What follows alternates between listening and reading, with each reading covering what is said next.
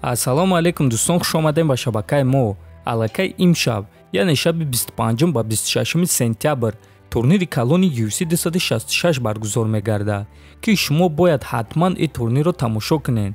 Дар ин турнир ду муҳорибаи унвонӣ ва реванши калон баъди 17 сол баргузор мегардад. ва дар ин навор мо ба шумо маълумот медиҳем, ки дар куҷо ва соати чанд шумо метавонед ки ин турнирро тамоман бепул тамошо кунед. ва барои дастгирии мо дӯстон дар канал обуна шуда дар ҳамин навор лайк монед. мо боша наворро оғоз мекунем. муҳорибаи асосии турнири UFC 266 ин муҳорибаи унвонӣ дар вазни ним сабук байни чемпион Александр Волкановский ва довталаб Брайан Ортега мешавад. бояд қайд кард, ки ин ду ҷанговар дар ҳақиқат якдигарашро хеле бад мебинанд ва ин муҳориба ваъда медиҳад, ки муҳорибаи хеле шавқовар шавад. барои ҳамин дӯстон ҳатман ин муҳорибаро тамошо кунед, пушаймон нахоҳед шуд. дуюм муҳорибаи асосии турнир боша муҳорибаи унвонӣ дар вазни 57 кг байни чемпионка Валентина Шевченко ва довталаб Лорен Мёрфи хоҳад шуд. Валентина Шевченко дар вазни 57 кг ҳоло ягон маротиба мағлуб шудагӣ нест ва ӯ ваъда дод, ки агар дар ин муҳориба ғалаба ба даст биёра, пас бо чемпионкаи UFC дар ду вазн Аманда Нунес реванш мегзаронад. ва ҳамчунин дӯстон, Валентина муҳорибаҳои охирони худро бо тариқи нокаут ба анҷом расондааст. барои ҳамин эҳтимоли калон аст, ки ин муҳориба то қарори доварон намеравад. сеюм муҳорибаи асосии турнири UFC 266 ин реванш баъди 17 сол байни Ник Диаз ва Робби Лоулер хоҳад шуд.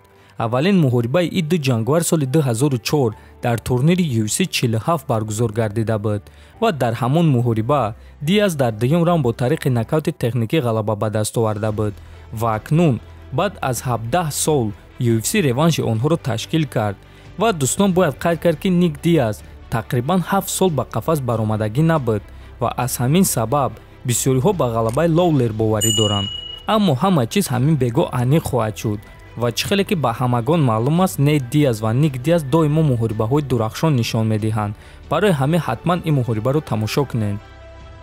боз як муҳорибаи дигар дар ин турнир, ки шахсан ба худи ман хеле шавқовар аст, ин муҳориба дар вазни сабук байни 8-ум рақами рейтинг Дэн Хукер ва бародари мусалмони мо аз Афғонистон Насрат Ҳақпараст. якчанд рӯз пеш модари Насрат вафот кард ва 100% гуфта намешавад, ки Насрат рӯҳан омода ҳаст ё не.